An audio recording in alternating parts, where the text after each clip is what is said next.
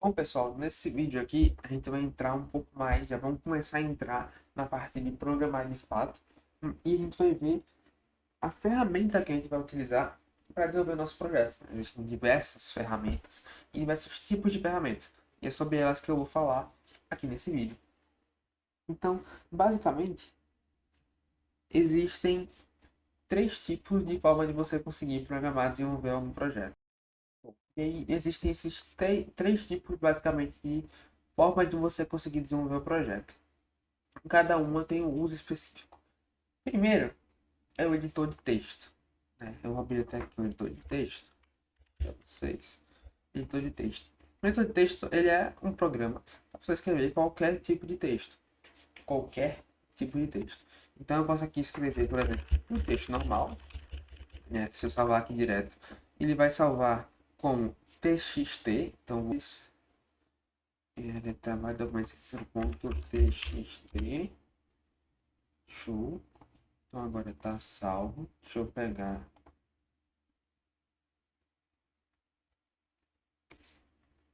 esse aqui, esse arquivo também. Aqui tá no meu na área de trabalho. Show, peguei aqui. Então aqui ele está salvo como um arquivo .txt, que é o formato do meu arquivo.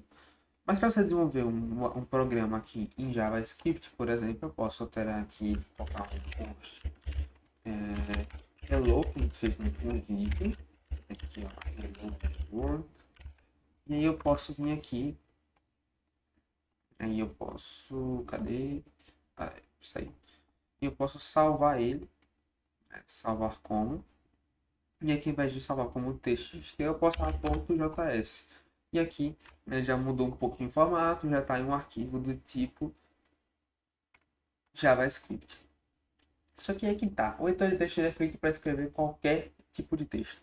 Ele não é feito pensado em diversas linguagens de programação, diversos tipos de código. Ele é feito para escrever TXT. Aqui ele deu evoluído, até tem algumas linguagens de programação, mas não é feito para isso. Você não consegue ter produtividade. Então aqui eu não consigo saber, aqui no Hello World, por exemplo, eu vou escrever aqui o código errado. Esse código aqui tá errado. Eu não coloquei as aspas aqui. Se eu tirar o igual também, esse código aqui tá todo errado. Mas aqui ele não mostra nenhum erro. Ele não mostra pra mim que tá errado. Então só vou descobrir depois. Então eu não consigo me corrigir, não consigo ver um problema rapidamente. Isso é horrível para quem tá desenvolvendo um projeto, porque você perde tempo, você perde produtividade, caçando um problema que a ferramenta poderia te informar. Ele não foi feito para programar de fato. Você tem que ficar abrindo abas assim, você não consegue navegar dentro da sua pasta de arquivos. Aqui eu não consigo acessar diversos arquivos, né? Então ele tem esse problema. Não foi feito para programação. E aí, a segunda possibilidade, que é a que eu mais gosto, que eu mais utilizo, é o editor de código. Que é o editor de código? Ele é basicamente um programa, pessoal, que foi feito para programar, para realmente escrever código. O que ele faz? Ele foi feito e focado para desenvolvedores e ele vai ter recursos para aumentar a produtividade. O que eu quero dizer? Vamos abrir aqui um editor,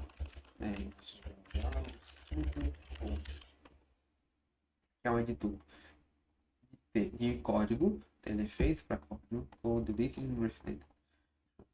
Aqui ele é feito para programação. O que acontece? Qual é o diferente dele?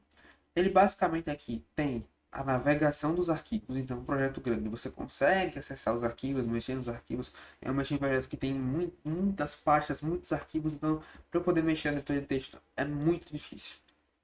E aqui ele mostra as abas já com os arquivos abertos. E aqui você pode ver que ele tem uma coisa chamada IntelliSense, que é basicamente uma inteligência que eu consigo ver o que está errado, quais são as propriedades, as informações em alguma parte do meu código. E além disso, ele tem aqui um terminal, que é basicamente, eu vou explicar no próximo vídeo, mas é basicamente a forma de a gente rodar nossas aplicações, fazer nossas aplicações funcionarem. Então, é através do terminal que a gente faz isso. Então, o Visual Studio Code e outros editores de código, eles têm toda uma inteligência, têm todo o foco em produtividade para programadores. O editor de texto é para qualquer tipo de pessoa e não tem essas facilidades que o editor de código tem pra gente. Então ele tem muito mais produtividade, não tem só ele tem o Sublime Text, por exemplo, que também é um editor, né, que segue os mesmos princípios que ajudar nós programadores, né, a ter mais produtividade. Show. E além disso, a gente tem a terceira possibilidade, que é a IDE. A IDE ela tem um uso muito específico, na maioria das vezes, porque ela oferece muito mais recursos que um editor de código convencional, mas em contrapartida também são bem pesadas. Os editores de código são leves e eles têm extensões que você pode instalar para as tecnologias que você quer usar. O editor de código, ele é bem, a IDE, o ambiente de desenvolvimento, ele é bem mais pesado. Normalmente são focadas em uma tecnologia específica, então ele traz diversos recursos para você desenvolver em uma tecnologia específica, né, que são bem mais pesados, mas também tem muitos recursos. Um exemplo delas é, por exemplo, o Visual Studio, tá? O Visual Studio Code, ele é focado para ser um editor de código. O Visual Studio, ele é uma IDE, como eu falei, Integrated Development Experience, né? Focado em tecnologias específicas, né? Bem mais pesado. Aqui, por exemplo, é utilizado para .NET e C++, então ele tem um foco. O Visual Studio não, ele pode ser usado para diversas tecnologias, mas é menos pesado, porém bem mais completo. Então, eu recomendo usar a ideia apenas se realmente tiver muita necessidade, se for algo que você trabalhar com tecnologias específicas, que realmente faça a diferença para você, porque primeiro vai ser pesado, então seu computador pode não rodar, e segundo que ele pode ser demais para o projeto que você está desenvolvendo. Aí, além disso, da IDE, tem algumas alternativas instaladas, tem as alternativas instaladas, tem as online, tá? O Visual Studio Code, ele é instalado no computador, né? Ele é baixado. Eu coloquei ele aqui, ó, Visual Studio Code, ele é baixado no meu computador. Mas você pode utilizar alternativas online. O próprio GitHub tem um GitHub Code, eu acho que é o nome, GitHub Codespaces.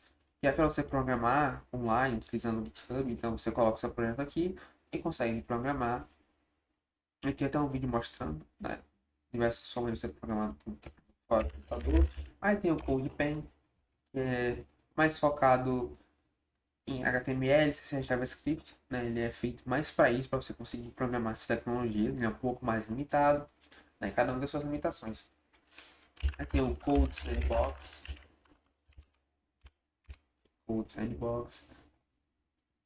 que ele já é mais completo, você consegue programar em várias tecnologias online. Só o limite dele, que a maioria deles tem esse limite, é que ele, para você conseguir fazer projetos privados, tem que pagar, né? Ele é pago. Para projetos pessoais, públicos, ele é gratuito. Mas a maioria desses programas, para você fazer um projeto privado só seu, tem que pagar. Essa desvantagem porque, no caso, por exemplo, do Visual Studio Code, esse programa é seu, o projeto é seu e você não precisa deixar ele público, né? Como você está usando o banco de dados deles, eles cobram para você. Eles só estão usando o sistema deles, eles cobram caso você queira ter um projeto privado que outras pessoas não possam acessar. Além disso, tem o Replit, que é o sisteminha que a gente vai usar para programar aqui nessa minissérie. Basicamente, o Replit ele segue o mesmo princípio que os outros, só que ele tem uma abrangência grande de tecnologias e eu acho ele mais simples de usar para quem está começando, para projetos pequenos. Eu acredito que ele seja mais simples, tem algumas facilidades, então é o que a gente vai utilizar aqui. E a vantagem que ele tem também é que ele é totalmente instalável no celular. Então, depois eu fazer a instalação aqui, né, Get in Google Play. Então, para quem não sabe se vai querer realmente ter uma área de programação, mas quer experimentar, dá para instalar no celular, como são aplicativos, são projetos simples que a gente vai fazer. Você pode instalar aí tranquilamente e começar a estudar, né, utilizando o aplicativo deles do celular. Então, acaba não tendo limitações grandes se você não tem um computador ou se você não pode instalar. Dá para usar o Replit sem problema nenhum. É só vir aqui, ó, Sign Up, que é um site em inglês aqui em cima. Sign Up. E se cadastrar com o Google, por exemplo, e faz o seu cadastro e aí você vai cair, né, nessa telinha aqui. Então, eu vou abrir no Replit, que eu tenho uma conta. Eu vou login. Eu acho que eu tô com minha conta pessoal. Aqui, deixa eu ver. Pronto, já tô aqui. Eu criei uma pastinha. Aqui ele tem a home. Ele vai vir com muitas coisas. Aí você clica aqui no My Home e deixa só os recentes aqui, desabilita o resto para você ficar focado aqui só nessa parte.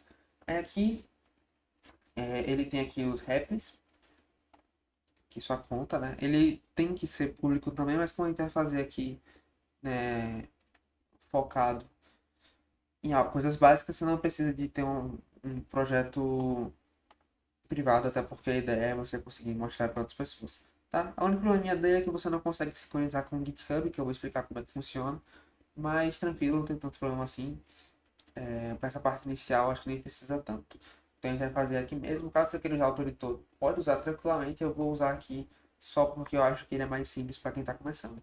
Então eu criei aqui uma pastinha, você pode criar também, chamada Curso Iniciantes. E aqui tem um códigozinho, mas você pode criar um novo aqui, ó, Create Applet, selecionar a tecnologia e assim vai. Então a gente vai usar aqui o Replit, mas tem várias tem vários editor de código, IDE, você pode escolher o que você preferir. A gente vai usar isso nos vídeos aqui, mas tem vários outros. Beleza? Então é isso, pessoal. Nos próximos vídeos a gente vai avançar mais, né, nessa parte de programar de fato. Até a próxima.